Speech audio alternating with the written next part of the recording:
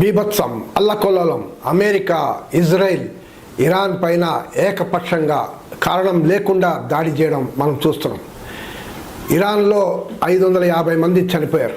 చాలా బిల్డింగ్స్, ఒక స్కూల్ పిల్లలు, ఒక ఆడపిల్లలు స్కూల్ వాళ్ళ దాన్ని కూడా ధ్వంసం చేశారు. పిల్లలంతా చనిపోయారు. అదే రకంగా అక్కడ సుప్రీం లీడర్ ఖొమైనీ, ఆయన ఫ్యామిలీ, అదే రకంగా డిఫెన్స్ మినిస్టర్, కమాండర్స్, వీళ్ళందరినీ కూడా ప్రెసిషన్ స్ట్రైక్ అని పేరు చెప్పి వాళ్ళని చంపేశారు. ఏదో ఇరాన్ పైన దాడి చేస్తే మనకెందుకు అని ఆలోచిస్తే మనం చాలా పొరపాటు పడతాం. ఈరోజు మనం చూస్తున్నాం వెస్ట్ ఏషియా, మిడిల్ ఈస్ట్ అంతా కొంచెం పెద్ద సమస్యల్లో ఉన్నాయి. ఇండియా నుంచి చాలామంది లక్షల మంది ఈ వెస్ట్ ఈస్ట్లో పనిచేస్తున్నారు. ఎప్పుడు ఎక్కడ మిసైల్ ఏం బాంబు పడుతుందో, ఎక్కడ మిసైల్ పడుతుందో, బుర్జ్ ఖలీఫా దగ్గరే పడిందంటే ఇప్పుడు మనం ఆలోచించాల్సిన పరిస్థితి. అదే రకంగా మనం ఇండియా నుంచి యూరప్కు వెళ్ళే, యూరప్ కానీ వేరే దేశాలకు వెళ్ళే ఫ్లైట్లు కూడా వెస్ట్ ఏషియా నుంచే వెళ్ళాలి. అంటే కాబట్టి ఈ ఏరియా అంతా యుద్ధాలు జరగడం వల్ల ఫ్లైట్లన్నీ క్యాన్సల్. కాబట్టి ఇది మొత్తం ప్రపంచంలోనే ఒక అల్లకల్లోలం అనేది తయారైంది. ఏంటి, ఈ నెతన్యాహు ట్రంప్ని కలిశాడు, కుట్ర పన్నారు. వాళ్ళు ఒమన్ నాయకత్వాన ఒక టాక్స్ కూడా జరుగుతున్నాయి. అమెరికాకి ఇరాన్ మధ్యలో జరుగుతున్నాయి టాక్స్. ఓమన్ ఫారెన్ మినిస్టర్ చెప్తున్నాడు అసలు డీల్ కుదిరే అవకాశాలు ఉందని. అయినా ఏకపక్షంగా దాడి చేశారు. అంటే ఒకరి పక్కన టాక్స్ అని చెప్పడం, మళ్ళీ దాడి చేయడం, ఇందరిని చంపడం.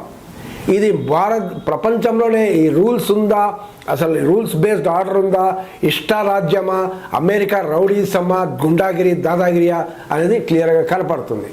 ఏమంటే ఇరాన్లో రిజైమ్ చేంజ్ చేయాలి, అంటే ఖొమైనీని చంపాలి, అదే రకంగా అడ్మినిస్ట్రేషన్ మార్చాలి, కొత్త వాళ్ళని పవర్లో తీసుకురావాలి, వాళ్ళ అనుకూలం వాళ్ళని పవర్లో తీసుకురావాలి అని చెప్తున్నారు. ఇరాన్ దగ్గర న్యూక్లియర్ పవర్ ఉంది, ఆ న్యూక్లియర్ ఇక్కడ ఎన్రిచ్మెంట్ చేస్తున్నారు, దాన్ని కూడా ధ్వంసం చేయాలి. అది ఎన్రిచ్మెంట్ అయితే చాలా కష్టం అని అంటున్నారు. ఇది కానీ మనం చూస్తే గతంలో ఇరాక్ పైన దాడి చేశారు, లిబియా పైన దాడి చేశారు, సిరియా పైన దాడి చేసి అలాంటి వాళ్ళ అధ్యక్షులందరినీ చంపేయడం జరిగింది. మరి వాళ్ళ దగ్గర న్యూక్లియర్ పవర్ లేదు కదా, మరి వాళ్ళపైన ఎందుకు చేశారు అంటే ప్రధానమైన కారణం ఈ ఏరియా మిడిల్ ఈస్ట్ రీజియన్లో వెస్ట్ ఏషియాని కంట్రోల్ చేయడం చాలా ఇంపార్టెంట్ ప్లేస్. ఆయిల్ అవన్నీ ఉండడం వల్ల దీన్ని కంట్రోల్ అనేది చాలా ఇంపార్టెంట్. సో కంట్రోల్ చేయాలంటే ఎవరో అడ్డంగా ఉన్నాడు. ఎవరు? Iran is thorn in the flesh, ముళ్ళులాగా నిలబడింది. కాబట్టి ఇరాన్ని ఖతం చేస్తే ఫ్రీగా మనం దోచుకోవచ్చు అనేది అమెరికా వాళ్ళ కుట్ర. నెతన్యాహు వాళ్ళ కుట్ర కూడా ఆ రకంగా పాలెస్టైన్ సబ్జెక్టే లేకుండా చేయడం, పాలెస్టైన్ని కూడా సర్వనాశనం చేయడం అనేది వాళ్ళ ప్లాన్. ఇప్పుడు మనం చూస్తుంటే అపోజిషన్ టు వార్ ఉంది. ఇజ్రాయిల్లో కూడా యుద్ధానికి వ్యతిరేకంగా నిరసనలు జరుగుతున్నాయి, అమెరికాలో పెద్ద ఎత్తున జరుగుతున్నాయి. మరి ఇంత మాట్లాడుతున్నారు, నార్త్ కొరియా మీద అమెరికా ఎందుకు దాడి చేయట్లేదు? దాడి చేస్తే నార్త్ కొరియా ఖబర్దార్, అమెరికానే నాశనం చేస్తా అని చెప్తున్నాడు. అంటే కాబట్టి అలాంటి దేశాలపైన అటాక్ చేయట్లేదు అమెరికా.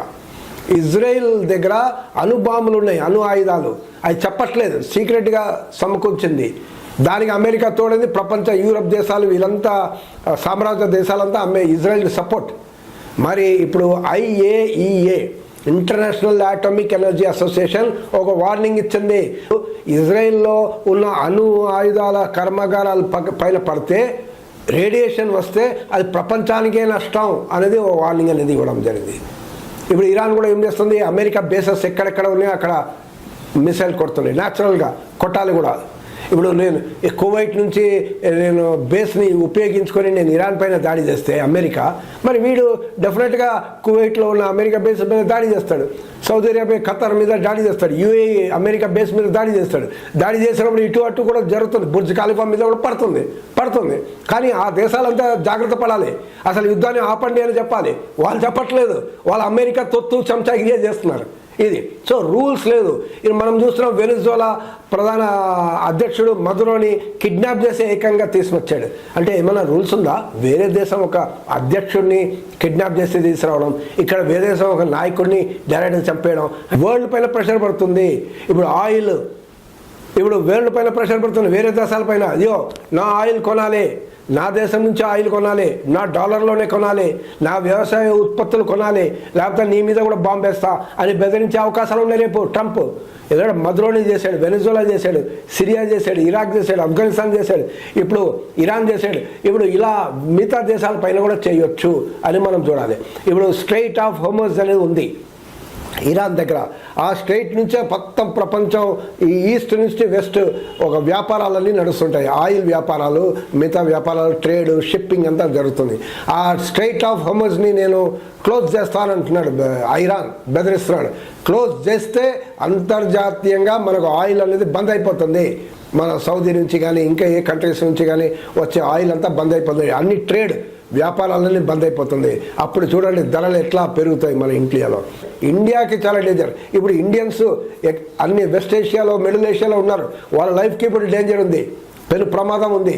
అదే రకంగా ఈ డీల్, నువ్వు నాతో నా వ్యవసాయ ఉత్పత్తులు తీసుకుపోతే ట్రంప్ ఏం చెప్తాడు, ఇప్పుడు టారిఫ్లే కాకుండా నేను బాంబులు కూడా వేస్తానంటాడు. బాంబులు వేస్తానంటే అమెరికా నుంచి బాంబు వేయాల్సిన అవసరం లేదు. ఇక్కడ ఇండియన్ ఓషన్లోనే డియోగో గార్సియాలో ఒక చిన్న ఐలాండ్ ఉంది. అది అమెరికా బేస్ అక్కడ ఉంది. అమెరికా బేస్ అమెరికాలోనే కాదు, వాళ్ళు ప్రపంచవ్యాప్తంగా చాలా దేశాల్లో వాళ్ళ నేవల్ బేస్, ఎయిర్ ఫోర్స్ బేస్లు ఉన్నాయి. అక్కడి నుంచి లాంచ్ చేసి రాకెట్లు, మిసైల్ లాంచ్ చేసి ఏ దేశం పైన దాడి చేయాలి. ఇండియన్స్ పైన డెఫినెట్గా ఎఫెక్ట్ అవుతుంది ఈ వారు. ఎకనామికల్గా మనకు ప్రాబ్లం అయ్యే అవకాశాలు ఉన్నాయి. అదే రకంగా రిస్క్ కూడా ఉంది. నేను బాంబు వేస్తానని ట్రంప్ పిచ్చోడు, నేను నీ మీద కూడా బాంబు వేస్తాను నువ్వు నా మాట వినకపోతే, నా వ్యవసాయ, నా సోయాబీన్, నా మేజ్, నా డైరీ ప్రోడక్ట్స్ కొనకపోతే నీ మీద కూడా బాంబు వేస్తాను బెదిరిస్తే ఏమవుతుంది అంటే ఇది ఏమైనా చేయవచ్చు ఆయన ట్రంప్. కాబట్టి ట్రంప్ ఆ నెతన్యాహు పైన ప్రపంచమంతా గలమెత్తి వ్యతిరేకించాల్సిన అవసరం ఉన్నది.